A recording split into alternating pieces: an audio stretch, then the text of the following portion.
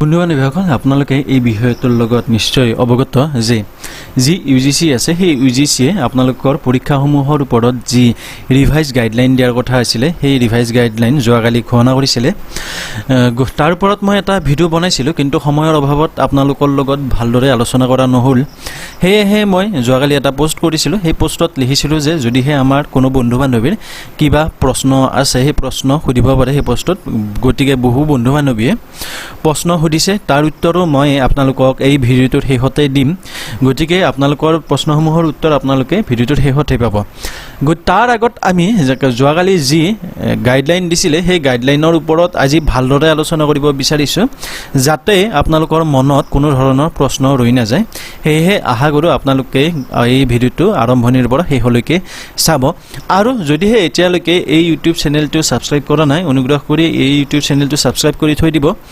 কাৰণ আপোনালোকৰ বাবে মই এনেকুৱা ধৰণৰ ইনফৰমেটিভ ভিডিওবিলাকে আনি থাকোঁ আৰু মই যিমান পাৰোঁ সিমান ইনফৰমেশ্যনবিলাক কনফাৰ্ম হোৱাটো বিচাৰোঁ যি কি নহওক বন্ধু-বান্ধৱীসকল আহক আমি এতিয়া ভিডিওটো আৰম্ভ কৰিব ওলাইছোঁ গতিকে ভিডিওটোৰ মাজলৈকে যাওঁ বন্ধু-বান্ধৱীসকল এই ভিডিওটোত আমি আলোচনা কৰিম যে কি গাইডলাইন দিলে ছাত্ৰ-ছাত্ৰীসকলৰ বাবে অৰ্থাৎ যি ফাইনেল সেমিষ্টাৰৰ ছাত্ৰ-ছাত্ৰীসকল আছে তেওঁলোকৰ বাবে কি গাইডলাইন দিলে লগতে যি ব্যাক আছে 6 সেমিষ্টাৰত যিসকল ছাত্ৰ-ছাত্ৰীৰ ব্যাক আছে তেওঁলোকৰ পৰীক্ষাসমূহ হ'বনে নহয় কি পদ্ধতিত হ'ব তাৰ বিষয়ে এইটো ভিডিওতে আলোচনা কৰিব বিচাৰিছোঁ লগতে আমি আলোচনা কৰিম যিসকলে বৰ্তমান 2nd সেমিষ্টাৰ বা 4th সেমিষ্টাৰত অধ্যয়নৰত অৱস্থাত আছে তেওঁলোকৰ পৰীক্ষাসমূহ হ'বনে নহয় এই সকলোবিলাক প্ৰশ্নৰ উত্তৰ আপোনালোকে এই ভিডিওটোৰ শেষত পাব গতিকে আশা কৰোঁ আপোনালোকে এই ভিডিওটো আৰম্ভণিৰ পৰা শেষলৈকে চাব তাৰ পিছতো যদি আপোনালোকৰ মনত কিবা প্ৰশ্ন থাকে তেতিয়াহ'লে কমেন্ট বক্সত সুধিব পাৰে নমস্কাৰ বন্ধু-বান্ধৱীসকল ইবাচ্চালা ইউটিউব চেনেলটোলৈকে মই জ্যোতি পুলিতাই আপোনালোকক স্বাগতম জনাইছোঁ বন্ধু-বান্ধৱীসকল যদিহে আপোনালোকে এই চেনেলটো এতিয়ালৈকে ছাবস্ক্ৰাইব কৰা নাই তেতিয়াহ'লে এই চেনেলটো ছাবস্ক্ৰাইব কৰি ল'ব আৰু কাষত থকা বেল আইকনত ক্লিক কৰি ইবাচ্চালা পৰিয়ালৰ এজন সদস্য হৈ লওক এতিয়া আহক বন্ধু-বান্ধৱীসকল আজিৰ মূল আলোচ্য বিষয়টোৰ ওপৰত আলোচনা কৰোঁ খিয়াল নিশাংকৰ অফিচিয়েল টুইটাৰ হেণ্ডেল হয় ইয়াত দিছে press release UGC revise guideline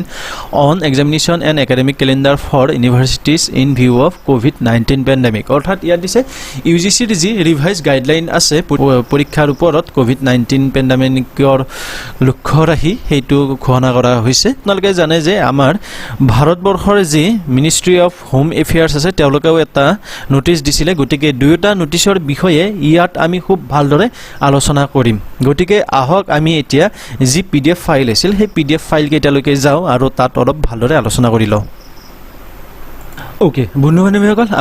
আপোনালোকৰ ডিসপ্লেত নিশ্চয় দেখিছে যে এইটো হৈছে আপোনালোকৰ হোম এফেয়াৰ্ছে যোৱাকালি যি নোটিছ দিছিলে সেইটো নোটিছ ইয়াত দি আছে চাওক press information bureau government of India ministry of home affairs permits conduct of examination by universities and institution অৰ্থাৎ ইয়াত কোৱা হৈছে যে যি মিনিষ্ট্ৰী অফ হোম এফেয়াৰ্ছ আছে তেওঁলোকে ইউনিভাৰ্চিটিসমূহক আৰু যি কলেজেছ আছে বা ইনষ্টিটিউশ্যনছ আছে সেই তেওঁলোকক পৰীক্ষাসমূহ পাতিবৰ বাবে পাৰ্মিট তেওঁলোকক অনুমোদন জনাইছে আৰু এই যিটো নোটিছ আছে এইটো নোটিছ পাব্লিছ হৈছিল যোৱাকালি অৰ্থাৎ 6 জুলাইত ইয়াত লিখিছে যে ministry of home affairs in a letter to union higher education secretary today permitted conduct of examination by universities and institution অৰ্থাৎ ইয়াত কোৱা হৈছে যে মিনিষ্ট্ৰী অফ হোম এফেয়াৰ্ছে এখন চিঠিৰ জৰিয়তে যি ইউনিয়ন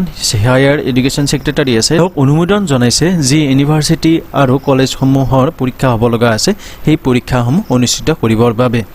তাৰপিছত দিয়া আছে চাওক the final term examination are to be compulsory conducted as per UGC guidelines on examination and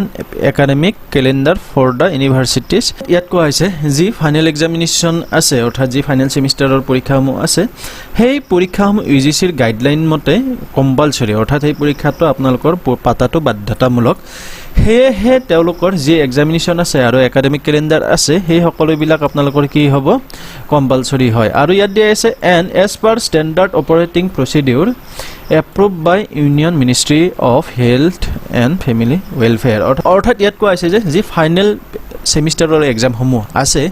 সেই এক্সামসমূহ আপোনালোকৰ ইউজিচিৰ গাইডলাইনত মানি চলা আৰু লগতে যি union ministry of health and family welfare আছে তেওঁলোকৰ যি নীতি নিৰ্দেশনাসমূহ আছে সেই সকলোবিলাক মানি চলি পাতাটো অনুষ্ঠিত কৰাটো কম্পালসৰি বাধ্যতামূলক এতিয়া আমি আহক চাই লওঁ যি ইউজিচিয়ে গাইডলাইন দিলে নতুন সেই গাইডলাইনখনত তেওঁলোকে কি কথা উল্লেখ কৰিছে তেওঁলোকে কি কথা তাত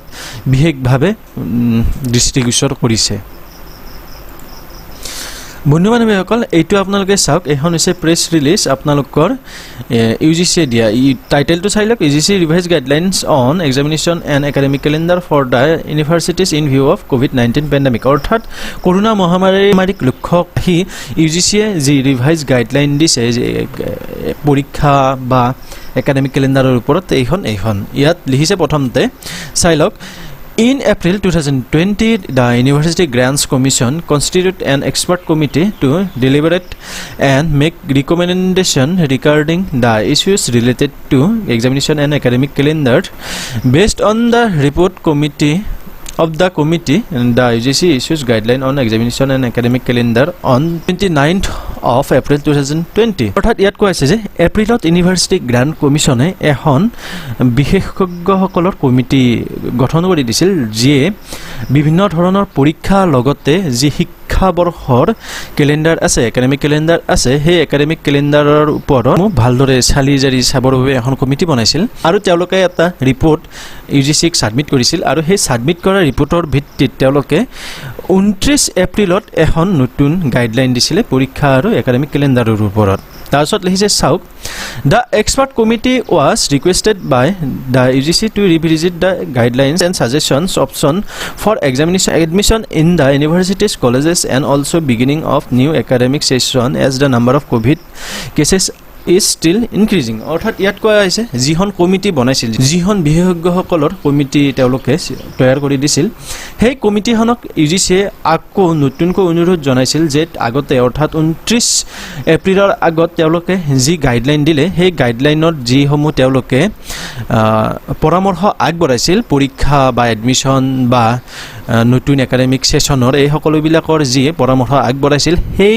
পৰামৰ্শসমূহ তেওঁলোকে ৰিভিজিট কৰি কিনে নতুনকৈ তেওঁলোকক দিবৰ বাবে অনুৰোধ জনাইছিল যেহেতুকে যি কোভিডৰ কেছ আছে কোভিডৰ কেছ কি হৈ গৈ আছে বৃদ্ধি হৈ গৈ আছে তাৰপিছত চাওক ইয়াত দিছে the commission in its emergent meeting held on 6th of July 2020 accepted the report of the committee and approved the UGC revised guidelines on examination and academic calendar for universities in view of COVID-19 pandemic. অৰ্থাৎ ইয়াত কোৱা হৈছে যে যিখন committee আছে সেই কমিটিখনে তেওঁলোকক নতুন এটা ৰিপৰ্ট দিছিলে আৰু সেই ৰিপৰ্টৰ ওপৰত তেওঁলোকে 6 জুলাই অৰ্থাৎ যোৱাকালি এখন জৰুৰী বৈঠকত মিলিত হৈছিল আৰু তেওঁলোকে নতুন যি ৰিপৰ্ট দিলে সেই ৰিপৰ্টখনক তেওঁলোকে এপ্ৰুভ কৰিছে তেওঁলোকে সেইখন মানি লৈছে তেওঁলোক আৰু সেই ৰিপৰ্টৰ নাম দিছে তেওঁলোকে university revise guidelines on examination and academic calendar for the universities in view of কোভিড-19 পেণ্ডেমিক এতিয়া চাওক বন্ধু বান্ধৱীসকল যোনখন নতুন গাইডলাইন আছে সেই নতুন গাইডলাইনৰ মূল বিষয়বস্তুসমূহ কি অৰ্থাৎ কি বিষয়ৰ ওপৰত গাইডলাইনখন বনোৱা হৈছে প্ৰথমতে দিয়া হৈছে চাওক In view of emerging situation related to COVID-19 pandemic in India, it is important to safeguard the principles of health, safety and fair and equal opportunity for student. অৰ্থাৎ ইয়াত কোৱা হৈছে যে যেহেতুকে COVID-19 পেণ্ডামিকৰ সিচুৱেশ্যন আমাৰ ইণ্ডিয়াত বেয়াৰ পৰা বেয়া হৈ গৈ আছে সেয়েহে এইটো আটাইতকৈ গুৰুত্বপূৰ্ণ বিষয় যে যি আমাৰ ছাত্ৰ ছাত্ৰীসকল আছে সেই ছাত্ৰ ছাত্ৰীসকলৰ স্বাস্থ্যৰ যতন ল'ব লাগে তেওঁলোকৰ সুৰক্ষাৰ যতন ল'ব লাগে আৰু সকলোকে যাতে আমি সমান আৰু সঠিক সুবিধা দিব পাৰোঁ সেইটোৰ প্ৰতি আমি লক্ষ্য দিব লাগে তাৰপিছত কৈছে যে at the same time it is very crucial to ensure academic credibility career opportunity and future প্ৰচেছ অফ ষ্টুডেণ্টছ গ্ল'বেলি গতিকে এইটো এটা আমাৰ জটিল বিষয়বস্তু যে যি আমাৰ ছাত্ৰ ছাত্ৰীসকলৰ আছে সেই ছাত্ৰ ছাত্ৰীসকলৰ যি কেৰিয়াৰ অপৰচুনিটিছ আছে আৰু যি ভৱিষ্যতৰ উন্নয়নৰ বা উন্নতিৰ কথা আছে সেইটো যাতে গ্ল'বেলি কোনো ধৰণৰ হাৰ্ম নহয় তাৰ ওপৰত লক্ষ্য ৰখাটো ইউজিচিৰ এটা গুৰুত্বপূৰ্ণ বিষয়বস্তু তাৰপিছত কৈছে academic evaluation of students is very important milestones in any education system লগত কৈছে যি একাডেমিক ইভলিউশ্যন আছে এজন ছাত্ৰ বা ছাত্ৰীৰ যিকোনো এটা শিক্ষা অনুষ্ঠানৰ এটা শিক্ষা ব্যৱস্থাৰ milestone The performance in examination give confidence and satisfaction to the students and is reflection of competence, performance and credibility that is necessary for global acceptability. অৰ্থাৎ ইয়াত কৈ আছে যে এজন ছাত্ৰ বা ছাত্ৰীয়ে পৰীক্ষাত যি পাৰফৰ্মেন্স কৰিব যি ফলাফল দেখুৱাব তাত সেইটো ছাত্ৰগৰাকীৰ বা ছাত্ৰীগৰাকীৰ মনত এটা স্যাটিসফ্যাকশন দিয়ে লগতে এইটো ৰিফ্লেকশন কৰে যে তেওঁৰ কম্পিটেন্স কিমান আছে তেওঁৰ পাৰফৰ্মেন্স কেনেকুৱা আৰু তেওঁ যি বিশ্ব জগতত যি একসেপ্টেবিলিটি আছে সেইটোৰ ওপৰত এইটো নিৰ্ভৰ কৰে তাছত কোৱা আছে যে the terminal semester final semester examination can be conducted by universities institution by the end of September 2020 in offline that is European paper online and blended online plus offline mode অৰ্থাৎ ইয়াত কোৱা আছে যি টাৰ্মিনেল সেমিষ্টাৰৰ এক্সামসমূহ আছে অৰ্থাৎ terminal বুলি ক'লে কাক বুজায় যি শেষৰ সেমিষ্টাৰৰ পৰীক্ষাসমূহ আছে বা ফাইনেল ইয়াৰৰ পৰীক্ষাসমূহ আছে এই পৰীক্ষাসমূহ আপোনালোকৰ সেপ্টেম্বৰৰ শেষলৈকে পাতিব লাগিব আৰু যি মোড অফ এক্সাম থাকিব অৰ্থাৎ কি পদ্ধতিত পৰীক্ষা পাতিব তাৰ বাবে তিনিটা পদ্ধতি দিছে ইয়াত অফলাইন অৰ্থাৎ কাগজ কলমৰ সহায়ত তাৰছত অনলাইন তাৰছত ব্লেন্ডেড মানে কি হয় আপোনালোকৰ অনলাইন প্লাস অফলাইন অৰ্থাৎ যিসকলে অনলাইন পৰীক্ষা দিব পাৰে তেওঁলোকে অনলাইন পৰীক্ষা দিলে আকৌ যিসকলে অফলাইন পৰীক্ষা দিলে তেওঁলোকে অফলাইন পৰীক্ষা দিব পাৰে অৰ্থাৎ তিনিটা মাধ্যমতে পৰীক্ষা হোৱাৰ সম্ভাৱনাই আছে কাৰণ কোনো অঞ্চলত আপোনালোকৰ অফলাইন হ'ব কোনো অঞ্চলত আপোনাৰ অনলাইন হ'ব আৰু ম্যাক্সিমাম ক্ষেত্ৰত কেনেকুৱা হ'ব দুটা মাধ্যমতে হ'ব যিসকল ছাত্ৰ ছাত্ৰীয়ে অনলাইন মাধ্যমত পৰীক্ষা দিব বিচাৰে তেওঁলোকে অনলাইন মাধ্যমত পৰীক্ষা দিব তেওঁলোকক আৰু যিসকল ছাত্ৰ ছাত্ৰী অফলাইন মাধ্যমত পৰীক্ষা দিব বিচাৰে তেওঁলোকক অফলাইন মাধ্যমত পৰীক্ষাসমূহ দিব এতিয়া কথাটো হৈছে যেতিয়া অনলাইন আৰু অফলাইন মাধ্যম দুটা থাকিব দুটা পদ্ধতিয়ে থাকিব তেতিয়া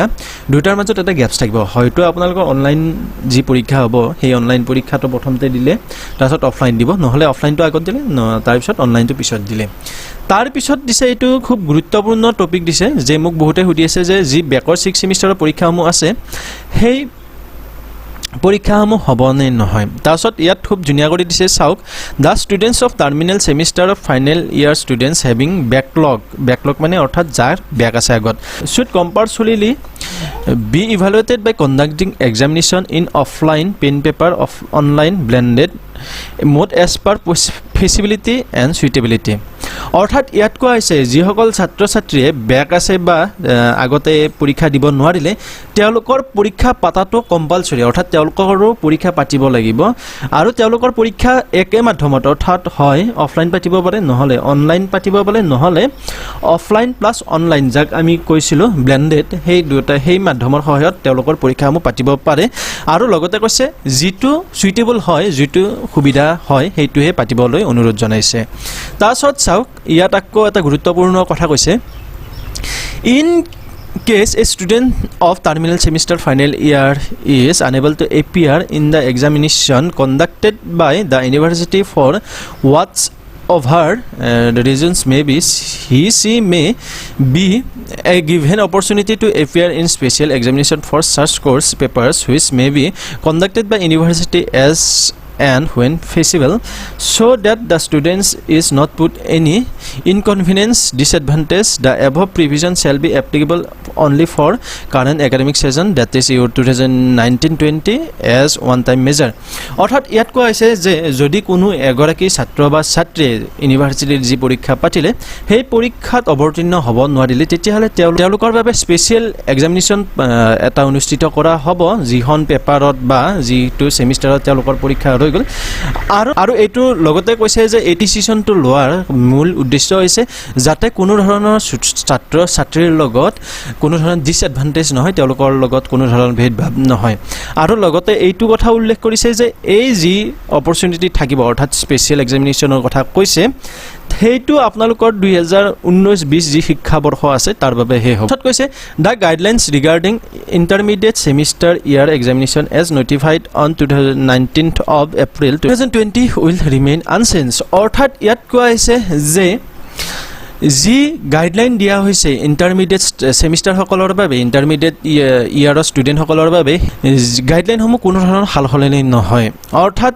আপোনালোকক যি ধৰণত উত্তীৰ্ণ কৰাই দিব বুলি কৈছিলে সেই পদ্ধতিতে উত্তীৰ্ণ কৰাই দিয়া হ'ব অৰ্থাৎ আপোনালোকৰ যি পৰীক্ষা আছে সেই পৰীক্ষা নহয় তাৰছত কোৱা হৈছে যে if need be the relevant details presenting to the admission and academic calendar in university and colleges shall be issued separately in place of those in mentioned in earlier guidelines issued on 19th of April 2020 অৰ্থাৎ যদিহে লাগে তেতিয়াহ'লে নতুন admission আৰু একাডেমিকৰ যিসমূহ guideline আছে সেইবিলাক নতুনকৈ মেনশ্যন কৰি এটা গাইডলাইন বনোৱা হ'ব গতিকে এইখিনি কথা ইয়াত ক'লে গতিকে বন্ধু বান্ধৱীসকল আশা কৰোঁ আপোনালোকৰ মনত যি প্ৰশ্ন আছিল সেই প্ৰশ্নসমূহৰ উত্তৰ আপোনালোকে পাই গ'ল অৰ্থাৎ মোক সুধি থকা প্ৰশ্নসমূহৰ ভিতৰত দুটা প্ৰশ্ন খুব গুৰুত্বপূৰ্ণ আছিলে বা খুব বেছি সোধা দেখিছিলোঁ যে যিসকল 6 ছেমিষ্টাৰত বেক আছে সেই বেকৰ পৰীক্ষাসমূহ হ'বনে নহয় গতিকে তাৰ উত্তৰ হিচাপে মই এতিয়া ক'ব বিচাৰোঁ যে যি বেকৰ এক্সাম আছে সেই বেকৰ এক্সামসমূহ হ'ব অৰ্থাৎ যদিহে আপোনালোকৰ 6 ছেমিষ্টাৰত বেক বা এৰিয়াৰ আছে তেতিয়াহ'লে আপোনালোকৰ পৰীক্ষাসমূহ হ'ব লগতে আমাৰ বহু ছাত্ৰ ছাত্ৰীয়ে সুধি আছে যে তেওঁলোকৰ যি 2nd ছেমিষ্টাৰ বা 4th ছেমিষ্টাৰৰ পৰীক্ষাসমূহ আছে সেইসমূহ হ'বনে নহয় গতিকে ইয়াৰ উত্তৰ হিচাপে আপোনালোকে গম পালে যে আপোনালোকৰ পৰীক্ষাসমূহ নহয় গতিকে বন্ধু বান্ধৱীসকল যদিহে আপোনালোকে ভাবে এই ভিডিঅ'টোৱে আপোনালোকক কিছু পৰিমাণে হ'লেও উপকৃত কৰিছে তেতিয়াহ'লে অনুগ্ৰহ কৰি এই ভিডিঅ'টো লাইক কৰিব চেনেলটো ছাবস্ক্ৰাইব কৰিব আপোনালোকক নিশ্চয় অন্য এটা ভিডিঅ'ত লগ পাম তেতিয়ালৈকে মই জয়দীপ কলিতা আজিৰ ভিডিঅ'টোৰ পৰা বিদায় মাগিছোঁ ধন্যবাদ জয় আই অসম